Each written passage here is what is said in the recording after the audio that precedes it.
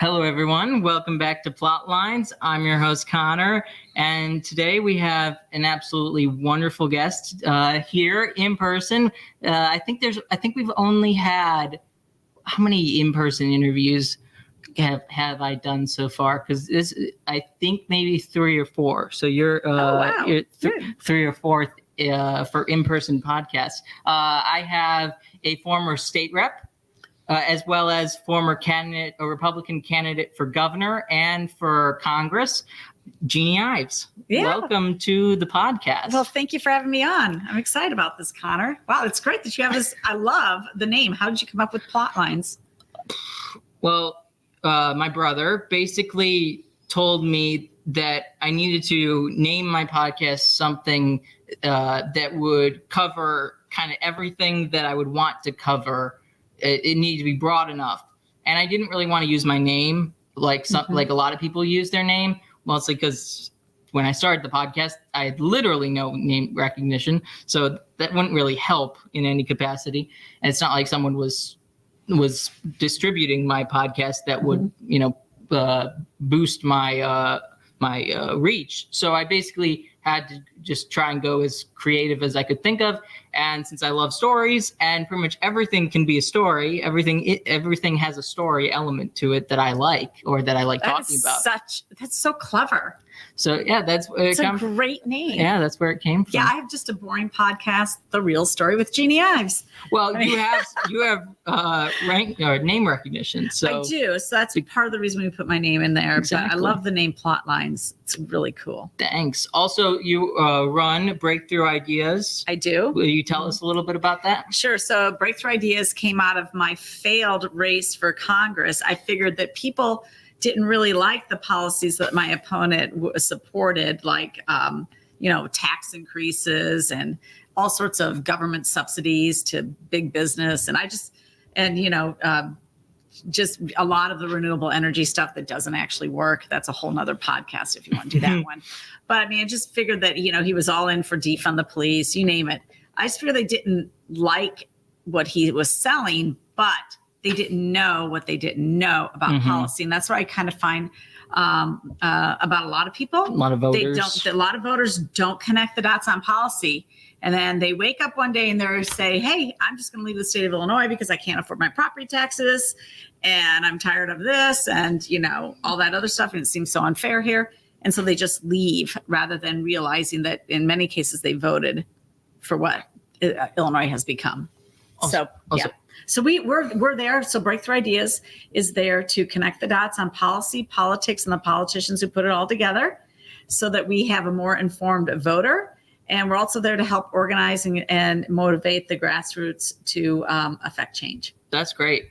And is Illinois sort of the focus of, or does it go beyond that? Yes, Illinois is the focus, and even more specifically, the suburbs of Chicago, because that's where the fight is to get better government, I believe, in the state of Illinois. We do think that this uphill model, battle. Yeah, it's a total uphill battle, but because they have infiltrated the suburbs, they've just moved from the east and come in here to DuPage County, which is a really nice community, safe streets, safe schools, lots of parks and green space, well run. So they've come in and they've brought their voting habits with them. Now, we actually think that there should kind of be this sort of organization that is continuous and ongoing and really focuses on policy. We think it would be important to do it in any swing area across the United States. Okay. Because you either can lose something that's already, more conservative, or you can take back a place that's gone more liberal. Or just gain ground is yes. where you can. Yeah. That's great. So that's what we do. Awesome. Now, Plotlines doesn't always talk politics, especially American politics is not the main focus of it. But I think as an Illinois resident, I think it's my obligation to discuss local politics on some level, especially I think that people want to hear about the mayoral race for Chicago. So that's our focus for today. Okay.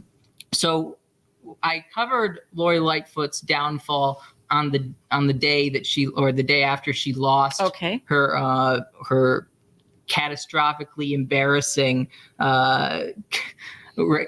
race where she came in third as the incumbent, which isn't it correct that like nobody has lost a mayoral election as an incumbent in like 40 years or something like that? That is true. Yes. Yeah.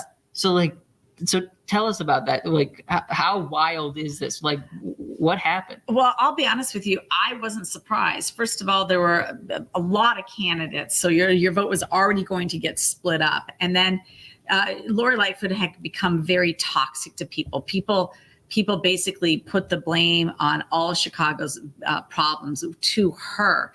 And there's a couple reasons that they did that. One, she governed it terribly, right? During COVID, the riots, she did nothing to arrest the riots or the rioters. She just allowed it to happen. She didn't show any leadership in that regard. Well, peaceful protests, right? No, they were riots. They were riots with people literally assaulting her own police. But they were mostly peaceful. No, they weren't. They were some of the worst that you saw across the country. And, raising all the bridges, you had night after night of that, but it didn't stop there, right? So they had their whole outlet of protests, and it kept going, and the crime got worse, and the murder rate got higher, and you saw a 40-year higher increase in crime. So 25. It had the highest crime levels in 25 years. 25 years. Her tenure. So who would have been what was the situation 25 years ago? Well, crime was a lot worse, and people don't really quite remember that in the 1990s, and that's across the United States. I mean, isn't that why the crime bill happened? Like wasn't there the Clinton crime bill? Yes. Mm-hmm. And they started with their mandatory minimum sentencing and all that stuff. And then as you see over the time, they thought that that was very unfair. And so you started with this criminal justice reform is what they call it. And so you've seen that at the state and the local level and the national level, putting in criminal justice reform. Were judges just not putting away criminals back in the 90s? Like, was that what was the what was the precipitation of the crime wave back then? Yeah. I'm not sure. But I just think that there was just a lot more crime for whatever reason. Okay. And then they started to get that under control. It actually got under control because we had pretty strict standards, and it basically all has been falling apart. Has it been because of the justice reform, or is it because judges and attorney general or states attorneys just don't prosecute the crime? Like, is it the law or is it well, it's a little bit of both. Okay. So in the state of Illinois, and more particularly in Cook County, it's definitely the fault of Kim Foxx, who's the state's attorney. Okay. She has essentially let a lot of criminals off to just reoffend. There's a website called CWB Chicago, and they follow a lot of the criminal information that's more specific to the stories. I know I told you about the other website. We might get to that, but CWB Chicago follows the stories. And I know last year Kim Foxx had let out about 47, I think was the number, 4750 people that went out to then go ahead, that were in for felony gun crimes. All right. They were in, she let them out of jail, and they murdered other people. And they murdered a total of almost 80 people in that time frame. So, Yikes. So I mean, this is the problem. She's not prosecuting. She basically came in and said, I'm not going to prosecute retail theft for felony theft at $300.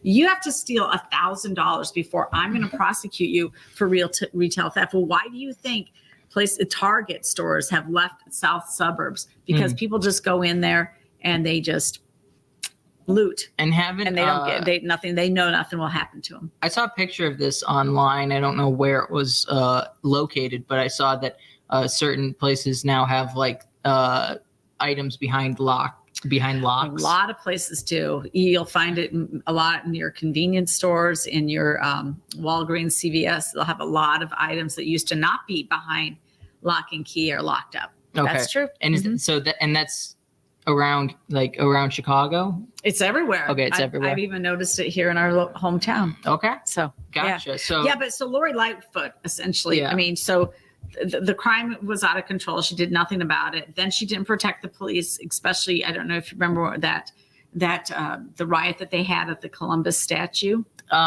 did they take down Columbus? They did. She ordered it taken down, which really ticked off a bunch of the Italians. Uh-huh. So they didn't like that. So she's essentially every interest group that you could tick off. Mayor Lightfoot ticked them off. It's sad that every it doesn't. single interest group. It's sad that it doesn't tick off the Spanish. Or is there not enough Spanish to tick off? No, she also had her problems with the Spanish, but the Spanish. I mean, with Columbus, because Columbus, Columbus. Well, he was sent by the Spanish. He was Italian, but he was sent by the Spanish. But they didn't. Nah, they're not. I guess the Spanish don't protect. They didn't really care about Columbus. They hired him. Come on, just kidding. Yeah. So, but that's funny. Okay. So Columbus comes down. Yep. So I mean, so the riots continue, but it's also the way that she's reacted and her personality. So does everybody remember COVID when the mayor went and got a haircut and told all of us we couldn't get a haircut? I mean, this is who she is, and then she was so brazen to say, well, I'm the face of Chicago and I have to look good. Like, what? She also looks like Beetlejuice. Well, people say that. Yeah. So, but she started not like she looks good divide. anyways. I mean, she was very divisive even before she was elected. Remember what she called herself? I don't remember. She called herself the triple threat. Oh, because Black, lesbian. Wait, what's the female? Oh, sorry. I forget woman is a triple threat these days because it's I don't know. It's almost, it doesn't exist anymore. Yes, but she's been so vulgar about things, right? People have caught her on hype mics, swearing up a storm, yelling using at her, really the horrible aldermans, right? Yeah, her staff. I mean, she's apparently terrible to her staff. She had I was told like between 70 and 80 personal security officers protecting her. I mean, people look at that, they know that, and they're like, why do you think you're such a big deal? So she became very out of touch and not the person that people thought that they were electing. Because again, she was elected in just a landslide election. Are any prominent Democrats in touch? So like, isn't this kind of a default at this point? I'm friends with Paul Vallas. Okay. I'm friends with Paul Vallas. He gets it. Okay. He's made some statements, though, just to win election that I'm not a fan of. But I hope that he does beat Brandon Johnson, who's an absolute communist. So, who's not at this point? Just kidding. Paul Vallas. Paul Vallas. He's not a communist. Yeah, that's right. Okay. So I mean, so she was going to lose. I can't believe anybody thought that she had a chance to make it to the runoff. She called herself a triple threat. I still like. She also said that she had the biggest, male part out of anybody in the city. I mean, she just was so vulgar and disgusting. It's quite a strategy. Yeah. Yes. Yeah.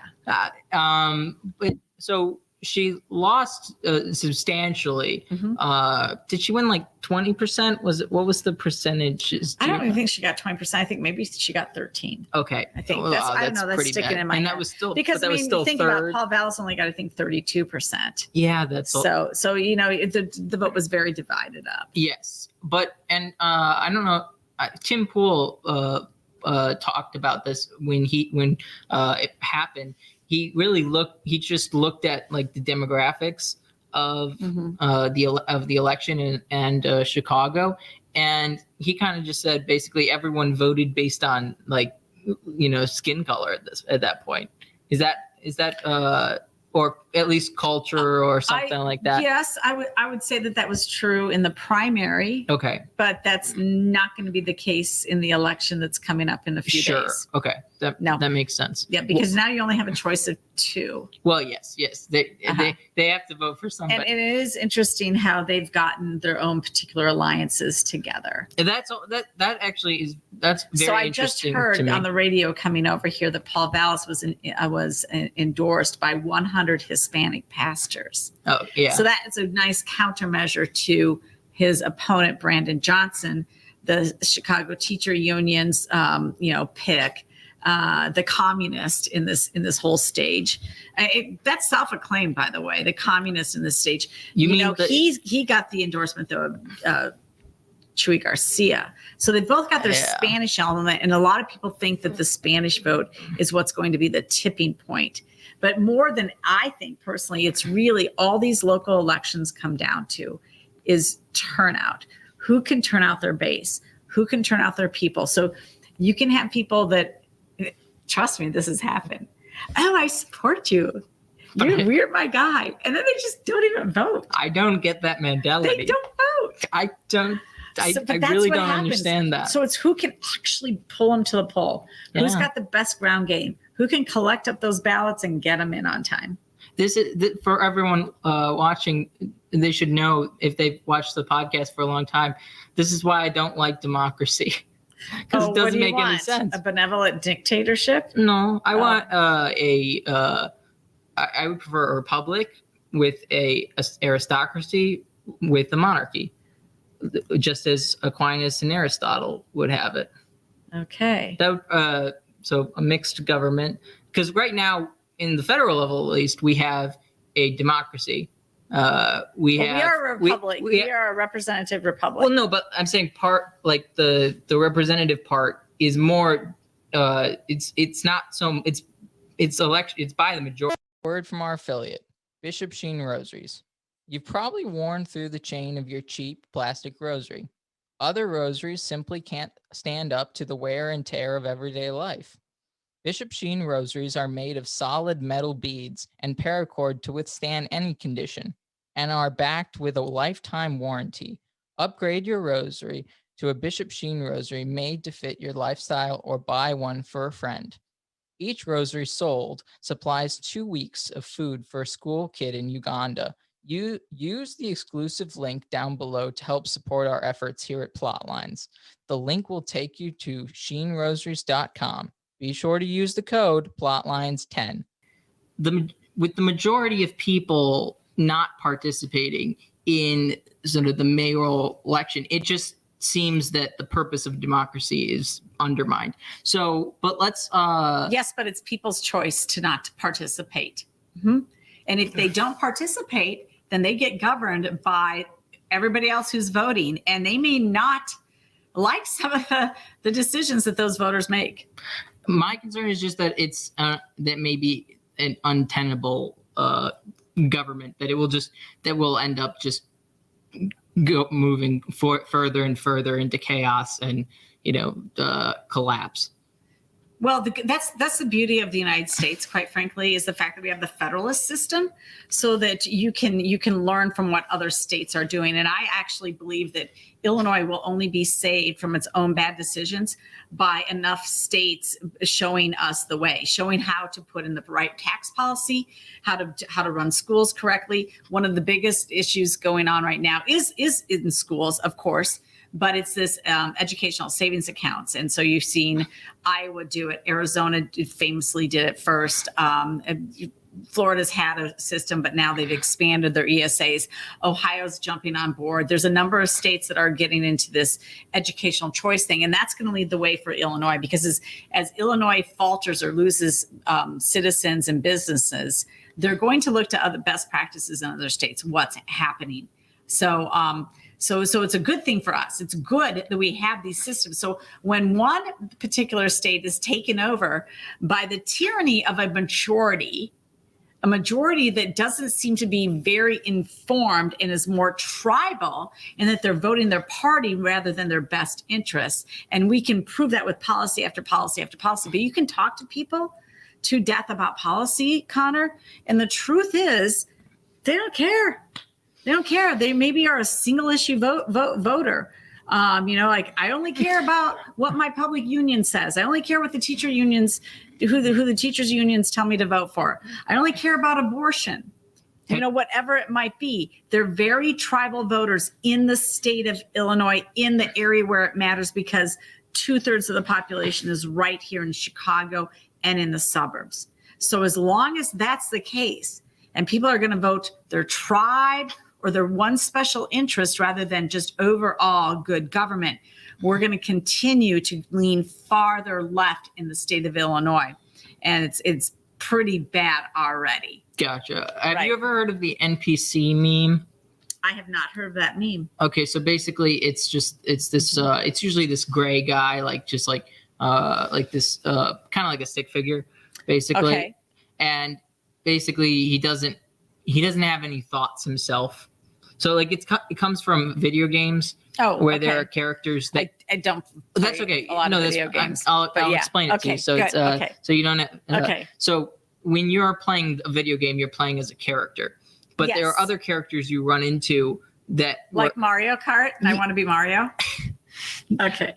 No, not if it's not controlled by another person, like it's not controlled by a human. Okay. So like just a random character. Got it. It's like in the game. And they have a script that they have to tell you because that's what they're programmed to do.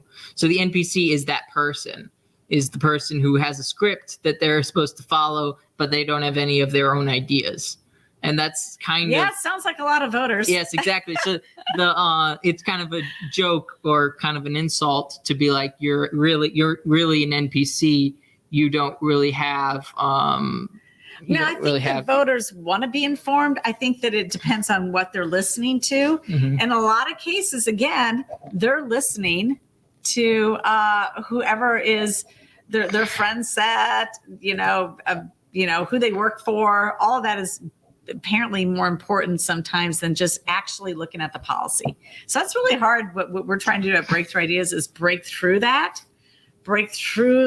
nonsense. Yes, exactly. And connect the dots for people so that they understand. We love an on-point name, sure. But yeah, so. And now in the mayoral election post Lightfoot's demise, there is no, they're all the same party, right? Yes, they are. They're all Democrats that are running. So so they can't just vote their party. No. And it is interesting but party affiliation has come up a lot in this runoff race. With Brandon Johnson claiming that Paul Vallas is actually a Republican, or he's got a lot of Republican associations. And, Paul Vallas going back and saying he's really a socialist, which he is. And so they're trying to, and then they're also both trying to say that, no, I'm a Democrat. I'm a Democrat for life. Democrat, because they know that the voting population of Chicago is Democrat. So you have to paint the opponent as not part of the party, when it's a huge factor. Okay. It's a big enough factor that Brandon Johnson has spent a lot of money putting out attack ads on Paul Vallas and his affiliation with Republicans. Okay. Yeah. So because he's moderate, would you consider him moderate? He's very much a moderate. Mm-hmm. When you think of moderate, what ideology is that? Is it like classical liberal? Is that neo-liberal or neocon? Like what kind of is there a label that you think of? Not necessarily a neocon. Okay. But he's in the case of Paul Vallas, he's very supportive of public safety. So that's typically something that the left wants to defund police, right? Okay. Yeah. Paul Vallas is definitely a public safety advocate. Okay. When it comes to school choice, Paul Vallas sounds more like a Republican, let's be honest, than he does any Democrat, because he is in favor of 100% school choice for everybody. So that's actually going very conservative. He's a very conservative. So he's got conservative. Fiscally speaking, Paul Vallas is a fiscal conservative as well, but he's not going to go so conservative as to rally around pension reform, which is really what's bankrupting the city of Chicago is their pensions. So is he kind of like a left libertarian in some ways? I would say he's got libertarian tendencies in that he's okay with marijuana. He's okay with, gay marriage. He's okay with that sort of stuff. He's okay. He's actually pretty liberal on abortion. And that's where most people, when you poll them, they think there should be restrictions on abortion. Paul Vallas has actually taken a more extreme position And I believe he's really only done that because of the mayor's race. So they were pushing him that way. You can't get a mayor candidate in Chicago to be pro-life, right? Like, oh no, yeah. No, that's like a no. That just wouldn't work. Not if you wanted to get elected, unfortunately, which is shameful. But that's that no. And so so Paul's taken some pretty extreme positions on that. Yeah. And you think it's... And by the way, I've had him on my podcast. It was all about education. Oh, okay. Yeah. I think it's hilarious. I mean, I know it makes sense, but it's just hilarious how like the person best on education has nothing to do with the people who educate the students. Well, actually, Paul Vallas, he actually was the head of Chicago Public Schools for a number of years. But he's not endorsed by the... Oh, right. He's not endorsed by them at all. No, because he's about school choice. He set up school choice programs completely in New Orleans after the hurricane there devastated everybody. He's done the same thing in Philadelphia and elsewhere in the United States. So he's been very much an advocate. Is he very wealthy? Is that why? No, I wouldn't say that he is. So how did he do that? He got hired to do that. He got hired by the systems to set up school choice. Okay, so he didn't options. like go in and like he didn't. No, he's not like a billionaire funder to charter schools or a billionaire funder to the Barney schools like you get from Hillsdale. Oh, okay, because I think that's a big distinction, between. Yeah, but he ran a good ship when he was at CPS. By the time he left, their pensions were 100% funded. Now they're 50% or below funded, and so things really got worse after he left Chicago Public Schools. Okay, so he would do very well for parents who care about educating their kids. Yeah, but are even the schools in Chicago that aren't like government run, are they even very good? Like, are they just as liberal or just as progressive? The Catholic school system? Well, in some cases, yes. Okay. In some cases, yes. Because I know a lot of schools but they also have magnet schools. So actually, Chicago Public Schools they have about 3 of their schools are in the top 10 in the entire state of Illinois. So they have magnet schools where you have to test in to get into those. And those schools, people do very well. How did that come to exist in Chicago? Well, it just sounds like a weird... Well, they knew that there were some wealthy people living in Chicago that wanted their kids well educated. And maybe maybe they didn't want to go to St. Ignatius or something like that. So they have these magnet schools set up. So we won't. It's just funny to me because it's like, so there are people, they're going to want actual education. So we have to provide them that little opportunity to make sure they don't leave. But also everyone else can have the really crappy education. That's exactly what's happening. I mean, you do have some schools where no kids read or do math at grade level.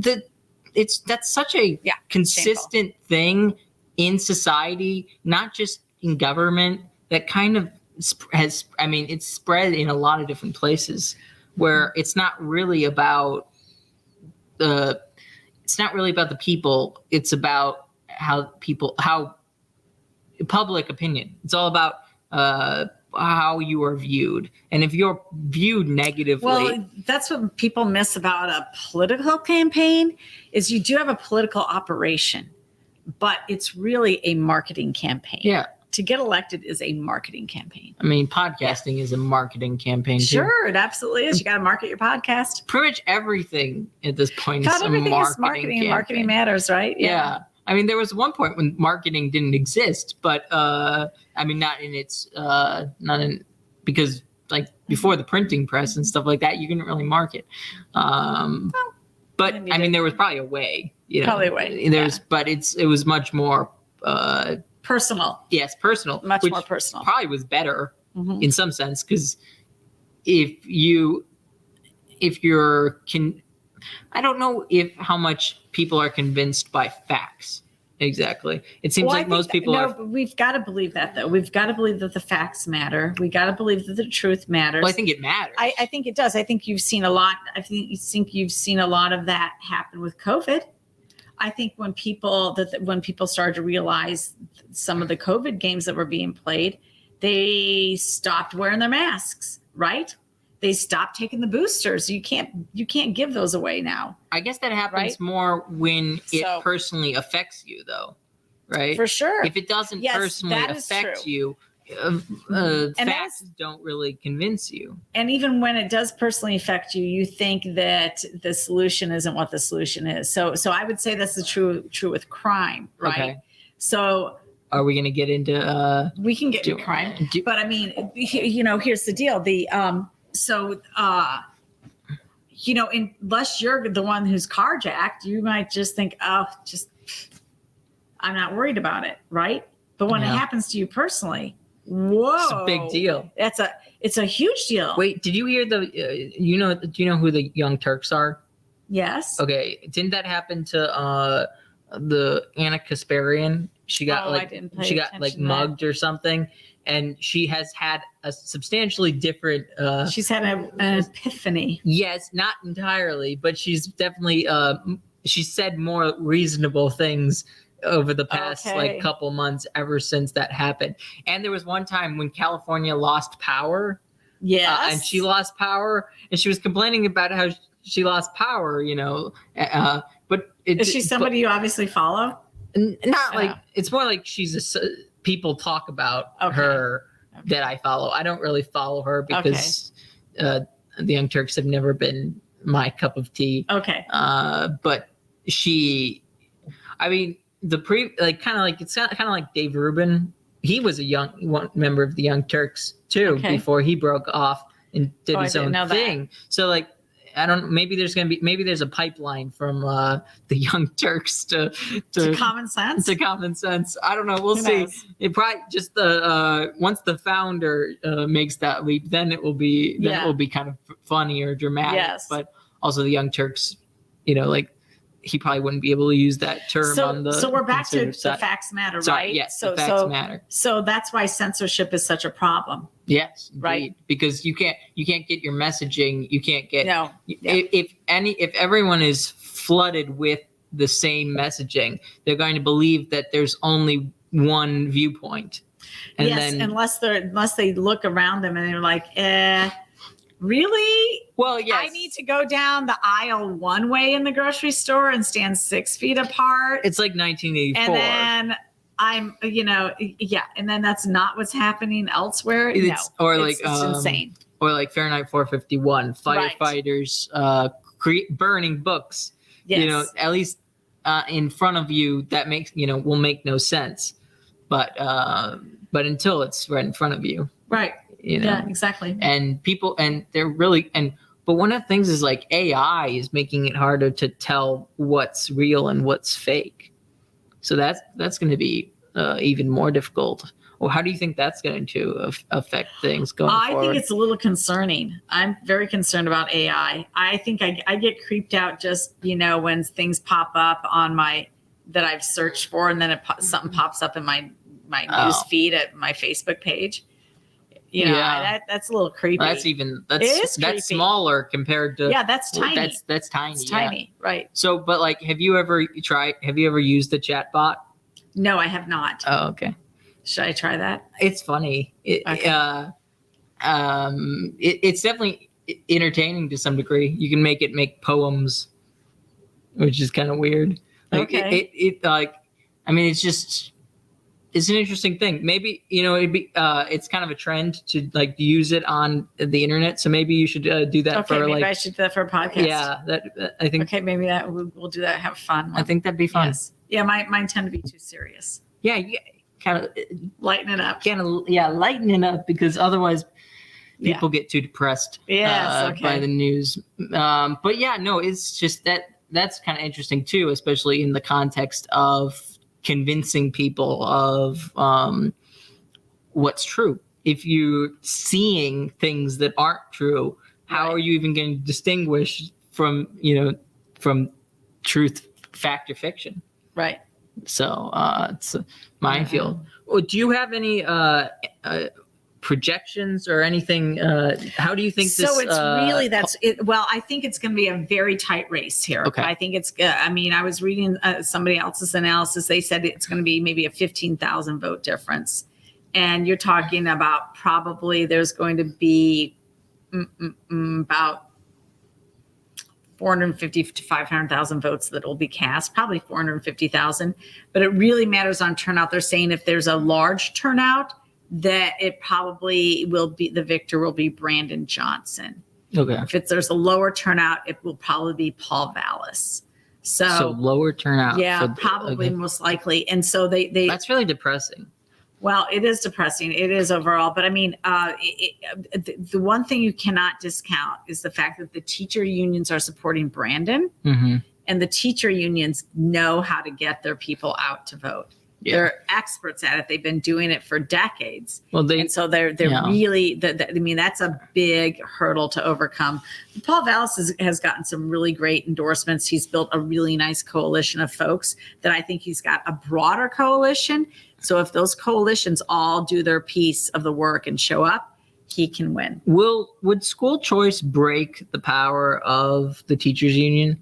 Like what actually would break the power of the teachers union? Yeah, school choice is one of the factors, but I think one of the bigger things is the fact that we're one of the few states where teachers have the right to strike. In a lot of other states, they're treated like public safety and they do not have the right to strike. So you get a little bit more moderation in the contracts. But right now, I mean, they have the upper hand in the state of Illinois. There's no doubt. Breaking the teacher unions here will be very difficult because even if you had universal school choice, which means that the money follows the students, it's going to take a long time to build out the capacity in the private market for private schooling. So that you can accommodate the number of kids who want to flee bad public schools and get into a different type of learning environment. That's not just done overnight. You got to create those types of schools. Aren't other financial aspects of the state making it harder to build those schools too? Or would those schools be more exempt from a lot of the rules, taxes that would they wouldn't be for profit necessarily. I mean, I guess they could, but they would probably be all set up as a nonprofit for the most part, almost like a Catholic school system. It would probably be set up that way. Most people would do that way. I know Hillsdale has their own charter school initiatives. Those work within the public school system, but they're a charter school. Charter schools were basically designed to take away some of the rules that the teacher unions had and give more freedom to the administration and the teachers working together collaboratively to produce a better product and a better learning environment, not just for the students, but for the teachers. And so a lot of times they were not unionized. They had a lot more leeway in what they can do, because if you read a public school union contract, it's very specific. Like it'll say, by elementary school teachers can only have 5.5 hours of contact with a student, right? You can't make them have any more student contact than that, right? They have to have X amount of time for lunch. They have X amount of time for a planning period. They're so specific as to what they can and cannot do. And that doesn't always work. That doesn't, sometimes you just got to pitch in and who's here and who can help with that. And so, Yeah. So it's just education's a big deal. It's a minefield, and it is. It irritates the brain. So we'll see. I mean, we're either going to go, in Chicago, they're either going to get much more insane when it comes to education, or they're going to have like Paul Vallas just open it all up. And why is Chicago, to the extent he can? Yeah, state laws. Well, that's rule. what I was thinking. Like, I know, because state laws rule. He's got an uphill climb. Yeah. Well, it's hard in Illinois. Yeah. Sorry, it's hard. Yeah. No, that's yeah. So it's going to be great. It's going to be. I'm really looking forward to see what the results show on April 4th. There's also some really good suburban school board races that are happening as well. But the Chicago's mayoral race can be a game changer for Chicago. Yeah, and long term. Couldn't that not also in the short term? In the short term, they have way too many hurdles to overcome. But leadership does matter. Could it also bode well for the suburbs?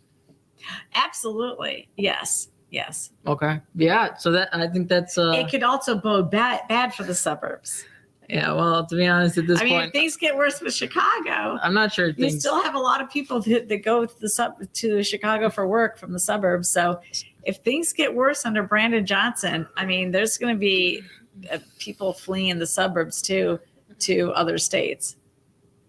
Yikes. Yeah. Okay. Or there's going to be people fleeing Chicago to come to the suburbs, and they're going to bring their Democrat voting patterns here even more. Why are people stupid? I don't know, because it's not working. We're still the worst run state in the union, and Chicago's a disaster. Do you know what the definition of insanity is? Yeah, doing the Okay. same thing again. Yeah, Right, and expecting a different result. result. Yeah, so it's the insanity. Yes, I think so. That's Yeah. just Illinois 101. The insanity. Well, Jeanne, it was great having you on the podcast. Thank you. It was a wonderful chat, and it's really just an honor to have you on. Thanks a lot, Connor. Appreciate it. So check out Jeanne Ives at Breakthrough Ideas. And what's the podcast again? Okay, so our website is breakthrough-ideas.com. Okay. And on the website, you can check out The Real Story with Jeanne Ives. It's under the video section.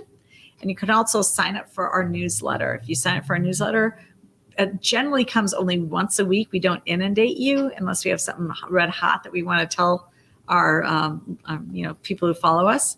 So, breakthrough-ideas.com. Thank you. Awesome. Thank you for coming on. For everyone watching on YouTube specifically, because a lot of people watch on YouTube, I'm on Rumble now too. Oh, good. So make sure you go to Rumble and subscribe to Plotlines there. So if YouTube basically gets rid of me, if YouTube cancels Plotlines, you'll know where to find it, and you'll be able to continue watching my work and supporting me that way. Also, we have a Discord, so please join our Discord to continue the conversation off of YouTube. And thank you all. Again, like, share, comment, and subscribe. On next Monday, I have a big guest that I have interviewed. I'm not going to say who yet. So check back at 11 a.m. Central Standard Time on Monday, and I think you'll be very pleased. So thank you all for watching. God bless.